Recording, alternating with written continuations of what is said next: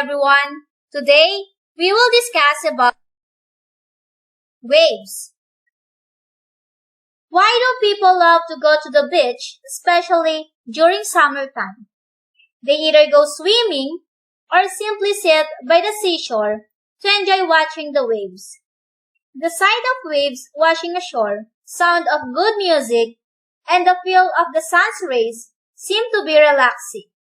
Perhaps you also enjoy dropping a stone into the seawater and watch the ripples as they get bigger and bigger. How are these ripples or waves produced? There are many examples of wave motions in our everyday experiences, such as waves on the surface of water, waves on a string or rope, and sound and light waves. Waves are responsible for energy transfer. There are two types of waves: mechanical waves, which require a medium to transfer energy, and electromagnetic waves, which can transfer energy through vacuum.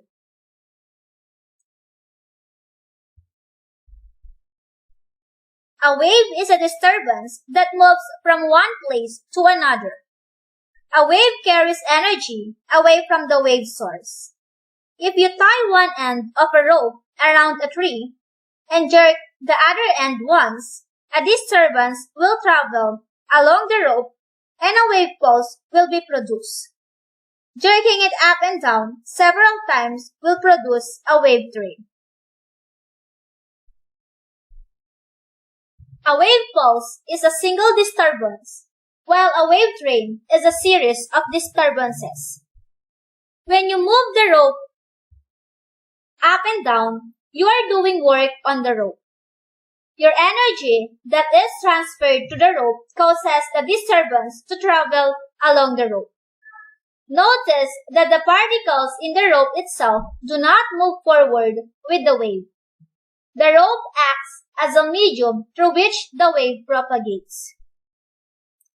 Similarly, you produce waves on a water surface by dipping your finger into it. Your finger does work or supplies energy in disturbing the water. If a paper boat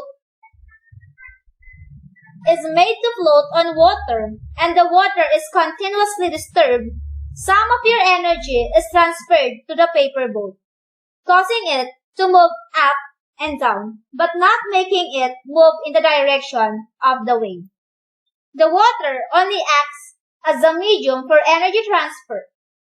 It shows that a wave transfers energy, but it does not transfer matter from one place to another.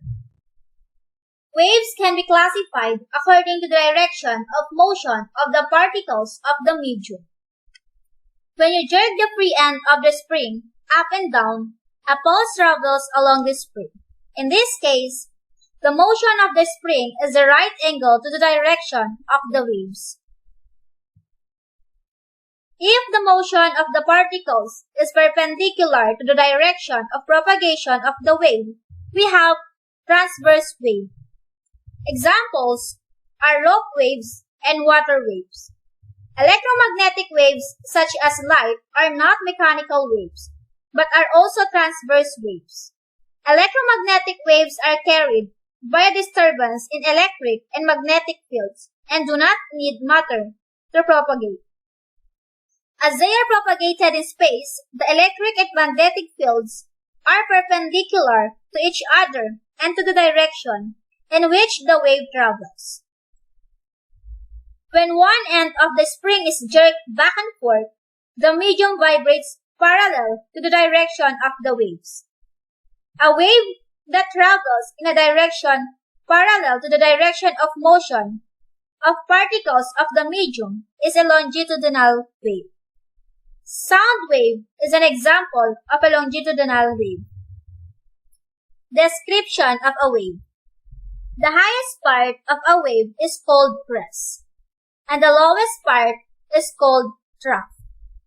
The maximum displacement from the equilibrium position is called the amplitude of the wave. It is the height of a crest or depth of a trough measured from the equilibrium position. Wavelength. The distance between two successive crests or successive troughs or between two successive particles that are in phase is called the wavelength of a wave. How do we hear sound? Sound reaches our ears by sound waves traveling through a transmitting medium, normally air. A medium is a means to carry sound. Air surrounding the source of sound does not travel to your ear. Instead, the air molecules transmit the sound energy by vibrating at their positions, colliding with their neighboring particles and exchanging kinetic energy with them. Sound travels in the form of matter. We also know that where there is no matter, there is no sound. Sound waves must have a medium to travel through. When we talk, sound waves travel in air. Sound also travels in liquids and solids. How fast speed travels, or the speed of sound, depends on the kind of matter it is moving through. Of the three phases of matter,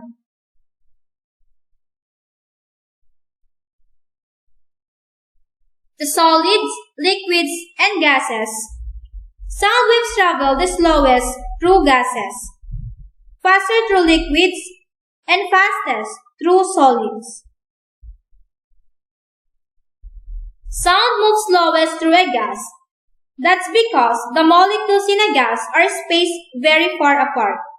In order for sound to travel through air, the floating molecules of matter must vibrate and collide to form compression waves. Because the molecules of matter in a gas are spaced far apart, sound moves slowest through a gas. Sound travels faster in liquids than in gases because molecules are packed more closely together.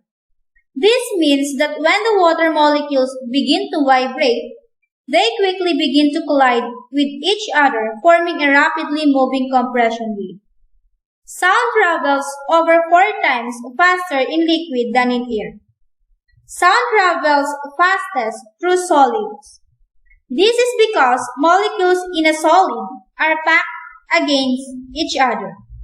When a vibration begins, the molecules of a solid immediately collide and the compression wave travels rapidly.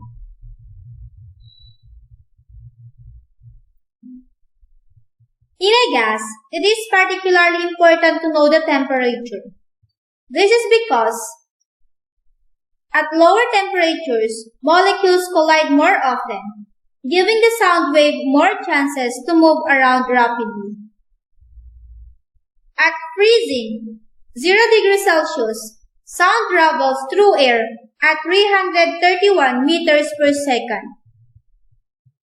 But at 20 degrees Celsius, room temperature, sound travels at 343 meters per second.